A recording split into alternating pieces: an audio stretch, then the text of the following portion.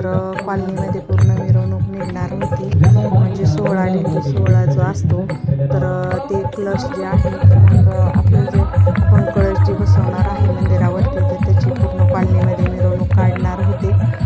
तर मग ती मिरवणूक काढून परत 4 वाजता 2 वाजता जे आहे तर 2 वाजता काल्याचं कीर्तन होणार होतं. तर त्याच्यामुळे महाराजाचे जे आहे तर प्रवचन चालू होतं इथं. म्हणजे सप्ताहाचा काळ कसा गेला ना तर काहीच समजलं नाही. 3-4 दिवसाचा सप्ताह होता. चौथ्या दिवशी जे आहे तर समाप्ती होती सप्तेची.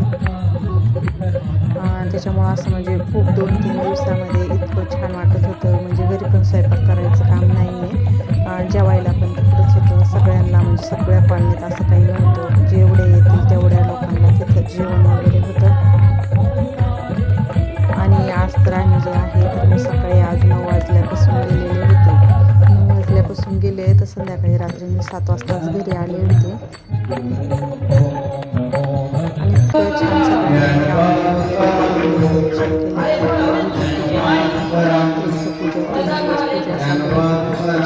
केलेलं पूजा चालली. नंतर ह्या पूजेला होम हवन केलेले होते आणि बरेच जे आहे बरेचसे जोडपे पूजेला बसलेले होते. बघा ही नवीन मूर्ती आहे बघा गणेशाची प्राणप्रतिष्ठा केलेली किती छान अशी मूर्ती आहे. आणि ही जी आहे तर महादेवाची पिंड आहे बघा. तर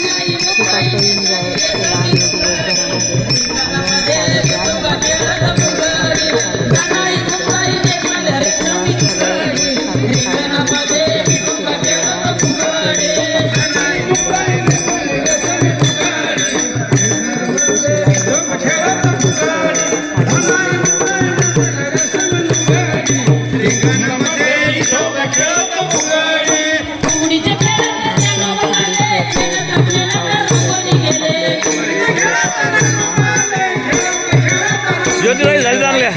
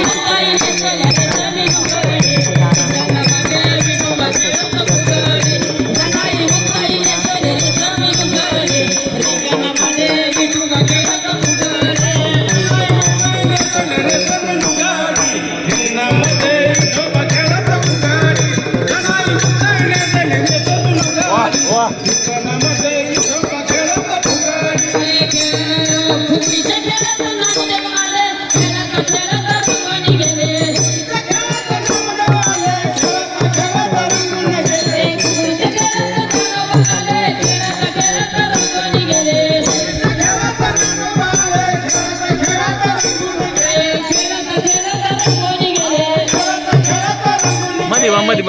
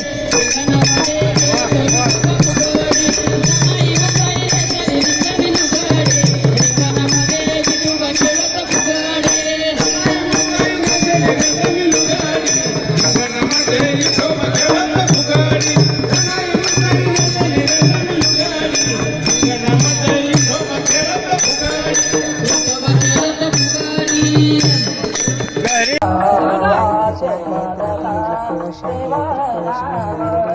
आता हे कळश मंदिरावरती बसवायचे होते. आणि काल्याचं कीर्तन जे आहे तर ह्या महाराजांनी केलं होतं.